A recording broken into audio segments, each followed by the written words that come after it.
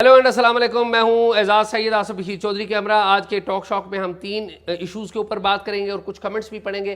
سب سے پہلے ہم بات کریں گے بلا مقابلہ سینیٹرز منتخب ہوئے ہیں، کچھ خوش نصیب لوگ، خوش قسمت لوگ، یہ کون ہیں؟ ان کے نام آصف بشیر چودھری بتائیں گے۔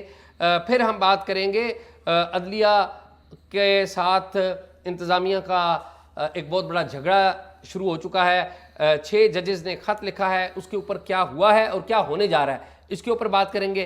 تیسرے نمبر پر ہم نادرا کے بارے میں بات کریں گے کہ نادرا نے بڑے پیمانے پر کارروائی کا آغاز کر دیا ہے، وہ کارروائی کیا ہے اس کے اوپر بات کریں گے۔ آصف جی، امید ہے آپ ٹھیک ہیں، کیسے لگ رہے ہیں؟ شکر اللہ کا۔ آصف، آج آپ کی صحت بہتر لگ رہی ہے پہلے کی بنسبت۔ ایسا ہی ایسا ہی۔ مجھے یہ بتائیں کہ یہ کون خوش نصیب ہیں جو کہ منتخب ہو گئے سینیٹر؟ 7 نشستوں پہ لوگ جو ہیں نا بلا مقابلہ منتخب ہوئے ہیں، اور یہ ایک میوچل انڈرسٹینڈنگ تھی۔ کچھ نشستوں کے اوپر جو ہیں وہ پیپر واپس دیے تھے، ٹیکنوکریٹس کی نشستیں تھیں، اور اس میں جو 7 لوگ منتخب ہوئے ہیں اس میں محسن نقوی ہیں، ٹھیک ہے، وزیر داخلہ، ٹھیک، محسن نقوی بلا مقابلہ سینیٹر منتخب ہوئے ہیں۔ احد چیمہ ہیں، ٹھیک ہے، یہ دونوں انتہائی طاقتور منسٹر بھی ہیں ہمارے، اور اس کے علاوہ طلال چودھری ہیں، ٹھیک ہے، اور اس کے علاوہ پرویز رشید صاحب ہیں، ویری گڈ، اور ناصر محمود ہمارے پنڈی سے۔ اچھا اچھا، ٹھیک ٹھیک، ہم نے انٹرویو کیا ناصر بھائی کا۔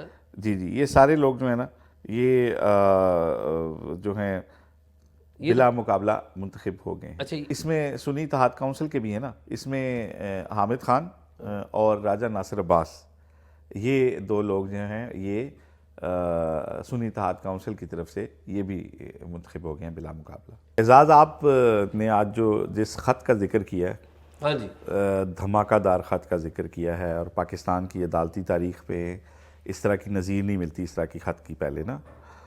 تو خط میں کئی دفعہ جو ہے خط ہی بڑا اہم ہوتا ہے، لیکن زیادہ تر جو خط ہوتے ہیں ان کی اہمیت تب ہوتی ہے جب خط کا جواب آئے۔ ٹھیک، اس پہ شاعر نے کہا تھا نا کہ نامہ بر تو ہی بتا تو نے تو دیکھے ہوں گے، نامہ بر تو ہی بتا تو نے تو دیکھے ہوں گے، کیسے ہوتے ہیں وہ خط جن کے جواب آتے ہیں۔ واہ واہ۔ تو یہ جو خط لکھا گیا ہے، یہ لکھا گیا ہے کہ پاکستان کے عدالتی سسٹم میں جو مداخلت ہوتی ہے، جو دباؤ آتے ہیں، تو یہ بڑا ایک سنگین اس میں ایشو جو ہے وہ اٹھایا گیا، اور سپریم کورٹ اور ہائی کورٹ کے آپ کے جو سپیریئر جوڈیشری کے 6 ججز نے یہ خط لکھا ہے۔ تو یقیناً اس کی ایک بڑی ویلیو ہے، اور پھر انہوں نے کہا کہ اپنے پچھلے چیف جسٹس کو بھی مل کے معاملہ بتایا تھا، پھر انہوں نے کہا کہ ہم نے موجودہ چیف جسٹس اپنے چیف جسٹس جو ہیں ان کو بھی بتایا تھا، اور اس وقت جو سینئر پیونی جج تھے بندیال صاحب کے، ایک جسٹس قاضی فائز عیسیٰ، ان کو بھی ہم نے یہ معاملہ بتایا تھا۔ تو قاضی صاحب نے بھی اس سے پہلے اسے ٹیک اپ نہیں کیا تھا۔ تو آج اعزاز اس میں 2 چیزیں میں آپ کو بتا دوں، پھر آپ بھی اس پہ کوئی کامنٹ کر دیجیے گا۔ آج ایک تو چیف جسٹس نے اس پہ اپنا فل کورٹ اجلاس بلایا ہے، سارے ججز بیٹھے ہیں اور اس معاملے کو ٹیک اپ کر لیا انہوں نے، اور اس کے اوپر وہ دیکھ رہے ہیں کہ کیا ہو سکتا ہے، کیا نہیں ہو سکتا، اور کیا کرنا ہے۔ ٹھیک بات۔ تو اس کا مطلب ہے کہ شاید خط کا کوئی جواب آئے گا، اور اس کے علاوہ وکیلوں کی تنظیموں نے بھی اسے ٹیک اپ کر لیا۔ پاکستان بار کونسل جو پورے پاکستان کے وکلاء کی نمائندہ تنظیم ہے، اس نے اس ایک نکاتی ایجنڈے کے اوپر 5 اپریل کو اپنا اجلاس بلا لیا ہے، جبکہ اسلام آباد ہائی کورٹ بار کی جو ایسوسی ایشن ہے، ریاست علی آزاد اس کے جو ہیں صدر ہیں، انہوں نے بھی اجلاس بلا لیا ہے، اور ایک پریس کانفرنس بھی وہ اس کے اوپر کر رہے ہیں، اور وہ یقیناً آ کے کھڑے ہو رہے ہیں اپنے ججز کے ساتھ، کہ ججز کے اوپر واقعی کام کرتے ہوئے جو اگر کوئی دباؤ ہوتا ہے تو وہ ان کے ساتھ آ کے کھڑے ہونے جا رہے ہیں۔ تو اگر تو اعزاز جوڈیشری کے اوپر واقعی کوئی دباؤ ہوتا ہے، آپ کو یاد ہے ہم نے 19 فروری کو ہم نے ایک سٹوری ٹاک شاک میں دی تھی، ایسے ہی ہے آصف، وہ کمال کی خبر تھی اور وہ آپ کی خبر تھی کہ نہیں، وہ تو ٹاک شاک نہیں، کی لیکن خبر میں تھی۔ ایک بات کرنا ظاہر ہے، لیکن دیکھیں نا، جو ججز کے گھروں پہ کیمرے لگنے کی خبر سب سے پہلے یہاں پہ ڈسکس ہوئی، آپ نے ڈسکس کی، اور اب دیکھیں وہ باقاعدہ ایک چارج شیٹ بن کر جی اس خط میں لکھا بھی گیا ہے، اس واقعے کا بھی ذکر ہے کہ جج صاحب کے گھر سے کیمرے، اور دیکھیں اعزاز، کسی کے اگر کوئی آفس بگ ہوتا ہے نا، تو وہ تو اور چیز ہے کہ اس میں آفیشیل امور ہوتے ہیں، جہاں پہ آپ کی فیملی رہتی ہے، آپ کی ماں، بیٹی، بہن، بیوی رہتی ہے، آپ ایک وہاں پہ گھر کے اندر اگر کیمرے لگے ہوئے ہوں تو یہ کتنی خطرناک بات ہے. مطلب یہ تو کسی لیول پہ اس کی کوئی اجازت نہیں ہو سکتی. اور پھر سپیریئر جوڈیشری کے ججز. تو میں یہ سمجھتا ہوں کہ جو سچ بولنے کا اسکوپ کم ہوتا جا رہا ہے نا، دباؤ ہوتے ہیں، پریشرز ہوتے ہیں، تو سچ بولنا ایک جہاد بن چکا ہے. اسی طرح انصاف دینا بھی ایک جہاد بن چکا ہے، اور ججز جو ہیں وہ ایک تنے ہوئے رسے کے اوپر چل رہے ہوتے ہیں.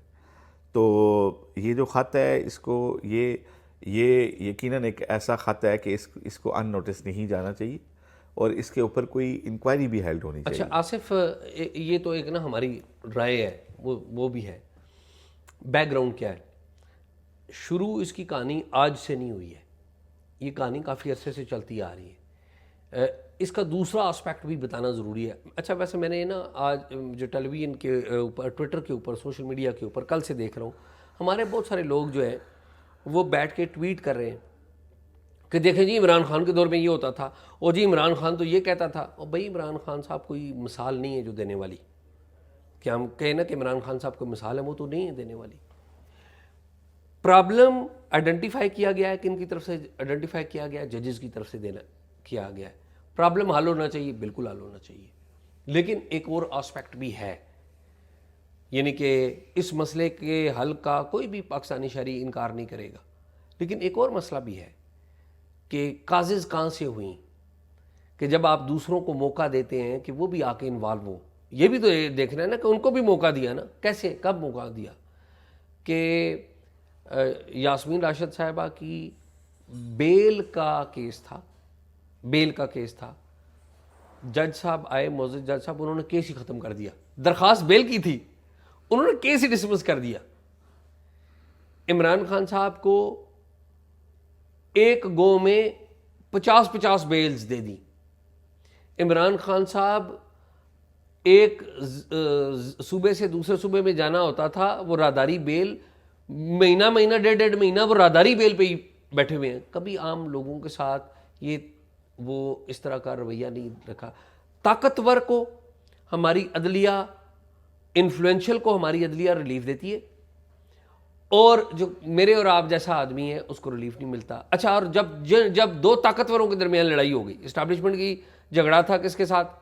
عمران خان کے ساتھ جھگڑا تھا، یہی ہے نا. اور خان صاحب کے عدلیہ میں اپنے انفلوئنس تھے یا تعلق تھے یا محبت تھی یا جو بھی تھا. تو جب عدلیہ کے اندر بعض لوگوں نے ایک خاص حد سے بڑھ کر عمران خان کو آ کے سپورٹ کرنا شروع کیا. Chief justice Lahore high court تھے، جن کا سن ان لا، وہ آپ کو پتہ ہے نا ایم پی اے بھی تھا، ادھر بیٹا وہ ان کا ایم پی اے بھی تھا پی ٹی آئی کا. انہوں نے آگے بڑھ کر کوئی آؤ دیکھا نہیں تاؤ دیکھا، وہ آ کے ریلیف دیتے رہے. پھر کیا ہوا؟ پھر وہی ہوا، آپ نے دیکھا اور میں نے دیکھا کہ آڈیو ٹیپس آنی شروع ہو گئی. انہوں نے ری ایکٹ کیا. تو میرا یہ خیال ہے کہ سب سے پہلے ہمیں کریکٹر فل بھی ہونا چاہیے. تو میرا یہ خیال ہے کہ یہ دو چیزیں ٹھیک کرنے والی ہیں. ایک تو یہ ہے کہ عدلیہ کے جن ججز نے خط لکھا ہے بڑے قابل احترام ہے، بہت اچھا کیا ہے انہوں نے. میں یہ سمجھتا ہوں کہ دے شوڈ بی اپریشیٹڈ کہ انہوں نے ایک پرابلم جس کو محسوس کیا اس کو پوائنٹ آؤٹ کیا، very good. At the same time عدلیہ کے اندر بھی میرے خیال میں جب تک عدلیہ کے اعلیٰ اقدار کو اپنایا نہیں جائے گا اس وقت تک یہ اس طرح کے باہر کے لوگ آ کے مداخلت کرتے رہیں گے. اچھا اعزاز، آخری بات، ایک ون لائنر، یہ جو معاملہ ہے یہ پاکستان میں سول ملٹری ریلیشنز اور ہمارے خفیہ اداروں کے سولین ایشوز سے بھی تعلق رکھتا ہے کہ جو وہ انوالو ہوتے آئے ہیں. یعنی کہ ہمارا جو سول ملٹری امبیلنس ہے کہ ہماری اسٹیبلشمنٹ آ کے انوالو ہوتی ہے ہماری سول میں آ کے سویلین امور میں، اس سے بھی جڑا ہوا ہے. تو یہ ساری چیزیں ٹھیک ہونے، یہ ایسا نہیں ہے کہ آپ پوری کینوس میں سے خالی ایک چیز کو ٹھیک کر دیں تو باقی ٹھیک ہوگی. یہ اوور آل ساری چیز ٹھیک ہونے کی ضرورت ہے. جی آصف جی اعزاز، اس میں دیکھیں آپ نے بھی صحیح بات کی نشاندہی کی، وہ بھی خرابیاں ہیں، لیکن ہمیں دو ایشوز کو مکس کر کے دھندلانا نہیں چاہیے. میرا اس کے اوپر یہ ویو ہے. دیکھیں پاکستان میں ججز کی اپوائنٹمنٹ کا طریقہ کار ہی غلط ہے. اس کی بنیاد یہ ہے کہ دنیا میں کہیں ایسا نہیں ہوتا. پاکستان میں सुपीरियर जुडिशरी में अपॉइंटमेंट का तरीका कार क्या है। आपने कहीं पे कोई टेस्ट नहीं देना, कोई फॉर्म नहीं फिल करना, कहीं अप्लाई नहीं करना। शुरू कहाँ से होता है? चीफ जस्टिस के दिमाग में आपका नाम आए। प्रोसेस कहाँ से शुरू होता है?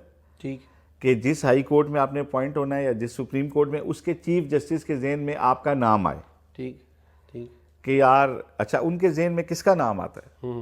उनके जहन में पहले अपने बेटे का नाम आता है, सॉरी टू से, फिर भतीजे का नाम आता है, फिर अपनी जो उनका चैम्बर होता है उसके।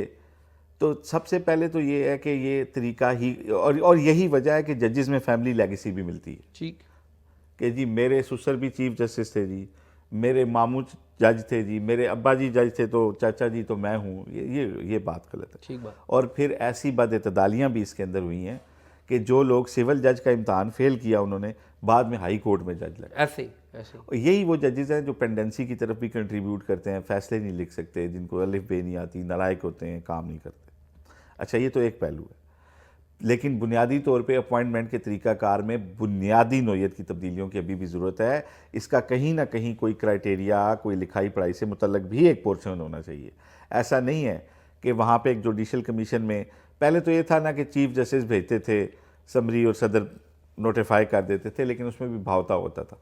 बाद में इफ्तिखार चौधरी साहब ने गिव अप किया था जब 18वीं तरमीम आई थी, तो उसमें उन्होंने क्या किया था कि अपने साथ सीनियर जजेस भी बिठा लिए, सुप्रीम कोर्ट के, हाई कोर्ट के जो सीनियर चीफ जस्टिस होंगे 2 वो बैठेंगे, पाकिस्तान बार काउंसिल का नुमाइंदा बैठेगा, अटॉर्नी जनरल बैठेगा, लॉ मिनिस्टर बैठेगा। तो इस डिवॉल्व कर दी पावर। मकसद ये था कि बेहतर नाम डिस्कस होंगे, लेकिन हो क्या रहा है?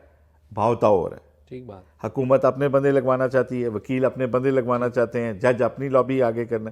तो उसमें फिर क्या होता है कि 2 तेरे 2 मेरे, एक उसका एक इसका, तो ये एक मलगूबा बनता है। सबसे बुनियादी बात। अच्छा, अब आगे चलें। देखें, बात यह है कि जुडिशल सिस्टम का प्रॉपर एक्टिवेट होना क्यों ज़रूरी है।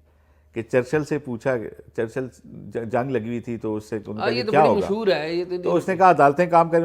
उनका ठीक है, कुछ नहीं होता इंग्लिस्तान को। यानी अगर आपका अदालती निज़ाम जिस दिन तक डिलीवर कर रहा है सही और काम कर रहा है, तो आपके मुल्क को, आपकी रियासत को कुछ भी नहीं होना।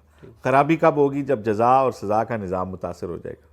सज़ा वाले को सज़ा नहीं मिलेगी, जज़ा वाले को जज़ा नहीं मिलेगी। लेकिन एजाज़, ये बात रिकॉर्ड की है कि पाकिस्तान में स्टेक होल्डर्स जुडिशरी के ऊपर इन्फ्लुएंस होने की कोशिश करते हैं।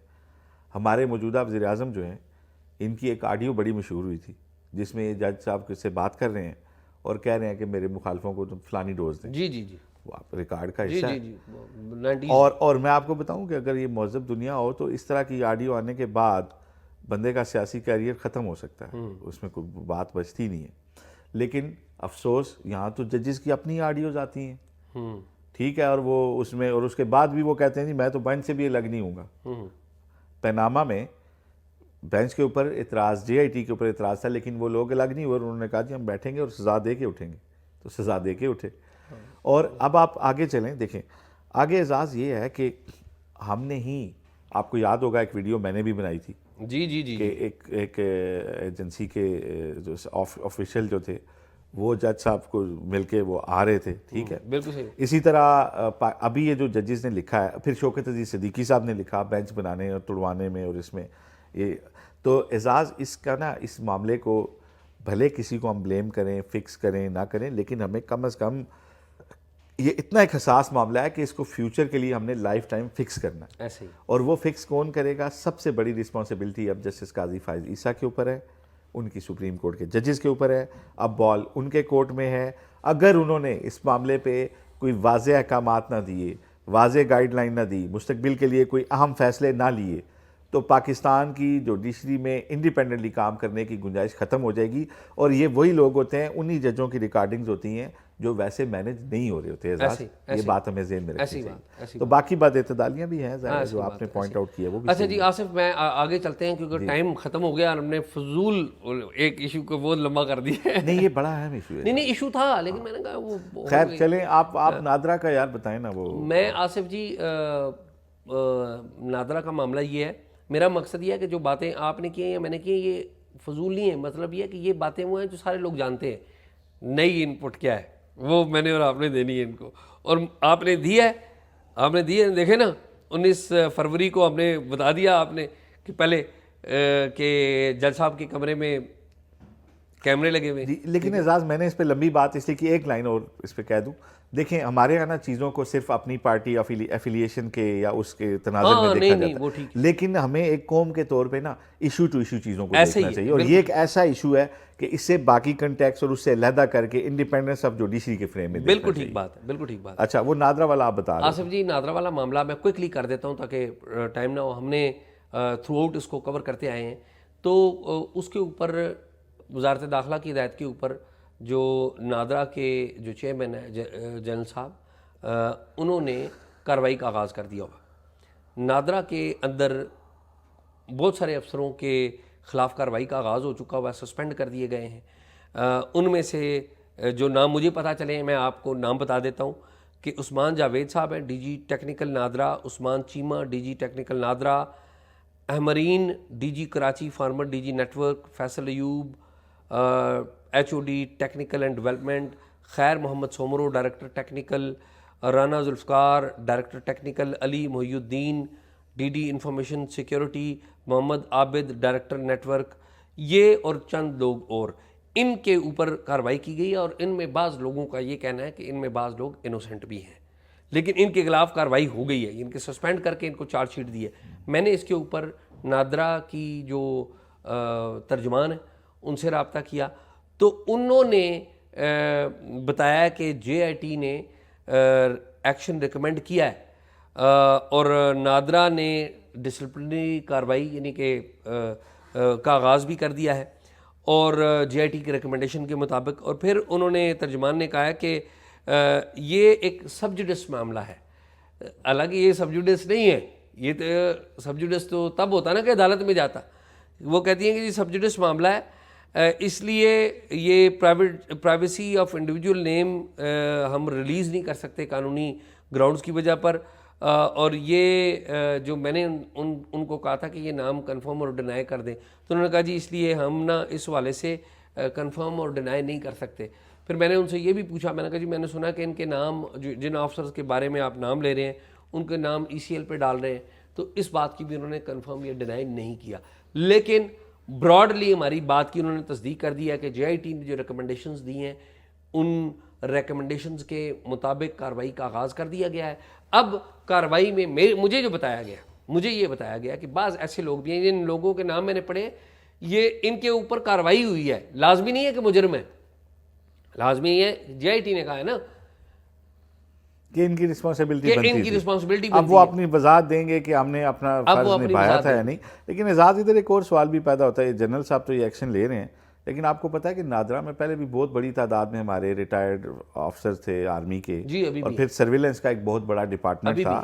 میرا خیال ہے ان کو بھی اکاؤنٹیبل کرنا چاہیے کہ آپ کون سی سرویلنس کرتے ہیں. ایک جو عثمان مبین گئے نا فارمر چیئرمین نادرا, اور میں یہ سمجھتا ہوں اچھے آدمی تھے, لیکن ظلم کیا انہوں نے, ایک ظلم کہ ایک بریگیڈیئر صاحب تھے خالد لطیف ان کا نام تھا, جن کا بیک گراؤنڈ آئی ٹی سے نہیں تھا. یہ ان کے پرسنل سٹاف ہے, چیف آف سٹاف کہہ لیں تھے, ان کو چیئرمین کو لگا کر چلے گئے. یہ ظلم ہے نا, ادارے کے ساتھ ظلم ہے. اور کیوں لگوایا اس وقت؟ کیونکہ فیض حمید صاحب کے وہ کا تعلق تھا ان کا, ٹھیک ہے. اور وہ بھی دیکھیں, اور انہوں نے آ کے سب سے پہلے جو آرڈر کیا اپنی تنخواہیں بڑھا دی اور وہ لے لیے, اور ابھی غالباً وہ چلے گئے ہوئے ہیں, لیکن کوئی پوچھنے والا نہیں. میرے خیال میں یہ جرنیل صاحب کا اصل کارروائی یا اصل ان کا اس وقت ہوگا جب یہ اپنے پیٹی بھائیوں کے خلاف بھی کارروائی کریں گے. بالکل, اور جو ٹیکنیکل جو ذمہ دار ہوں, جو ذمہ دار ہیں, اور آئی ٹرسٹ کے یہ کریں گے, اور آئی ٹرسٹ کے یہ کر سکتے ہیں, ان کے پاس پاور ہے, اختیار ہے, ٹرسٹ ہے, ایک انسٹیٹیوشن کو. تو میرے خیال میں ابھی تک یہی ہے. تو ناظرین آپ نے پروگرام دیکھا, کچھ کمنٹس ہیں میں کوئکلی بتا دوں کہ جو زیادہ تر جو کمنٹس ہیں آپ کے وہ کمنٹس آئے ہیں پروگرام کے حوالے سے. بعض لوگوں نے پروگرام کو بڑی تعریف کی ہے, اور نادرا کے حوالے سے ایک کمنٹ کسی فضل احد صاحب نے کیا ہے. انہوں نے کہا ہے کہ جی نادرا والوں کو غریبوں کی بد دعائیں لگی ہیں, یہ لوگوں کو بڑا ذلیل کرتے ہیں, اس لیے یہ خیر آگے جو بات ہے وہ پڑھنے والی نہیں ہے. پھر ان میں سے ایک صاحب ہیں, انہوں نے کہا ہے کہ جی پاسپورٹ کا معاملہ ہے وہ ابھی تک پھنسا ہوا ہے, اس کو فالو کریں, بالکل ہم کریں گے جی. پھر انہوں نے ایک صاحب ہیں, ان کا نام نہیں ہے, کیشمر اوپینین یہ ان کا ہینڈل ہے. انہوں نے کہا کہ جی آپ سیاسی شو کے علاوہ کسی ایک پروگرام میں یہ یوٹیوبرز ٹک ٹاکرز کروڑوں جو کما رہے ہیں یہ ایف بی آر میں کتنا ٹیکس دیتے ہیں اس پر ضرور بتائیں. آصف یہ بڑی اہم بات کی ہے. پھر کسی نے لکھا ہوا ہے حکیم رضوان حفیظ ملک, یہ پتہ نہیں کیوں لکھا ہوا مجھے سمجھ نہیں آئی. عمیر احمد صاحب, عمیر صاحب پتہ نہیں کیوں لکھا ہوا ہے, اور کسی اور صاحب نے بھی حکیم صاحب کا نام پتہ نہیں کیوں لکھا ہوا ہے, مجھے نہیں آصف, یہ کمنٹ میں پڑھ رہا ہوں. اور کسی ایک صاحب اور نے کوئی پورا پتہ لکھا ہوا ہے آصف جی, میں امید ہے آپ جی ٹھیک ہے. یہ تو یہ ہے جناب موٹے موٹے جو آپ کے کمنٹس ہیں وہ ہم نے پڑھ دیے ہیں. آپ کو امید ہے پسند آیا ہوگا. کمنٹ آپ دیتے رہیں, اگر کوئی معلومات دینی ہے تو talkshock777@gmail.com پہ دیجیے. مجھے اور آصف کو اجازت دیجیے. اللہ حافظ.